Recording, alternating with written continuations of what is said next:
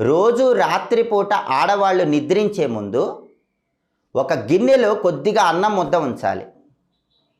మర్నాడు ఉదయం ఆ అన్నాన్ని మూగజీవాలకు ఆహారంగా వేయాలి. ఇలా చేస్తే లక్ష్మీదేవి ఇంట్లో తిష్ట వేసుకొని కూర్చుంటుంది. రోజు చేయటం వీలు కాకపోతే కనీసం శుక్రవారం రాత్రిపూట అయినా సరే ఆడవాళ్ళు గిన్నెలన్నీ కడుక్కొని సర్దుకున్నాక ఒక గిన్నెలో అన్నం కొద్దిగా ఉంచి మూతబెట్టి నిద్రపోవాలి. మర్నాడు అంటే శనివారం ఉదయం పూట ఆ అన్నాన్ని మూగజీవాల కుక్కలకు ఆహారంగా వేయాలి.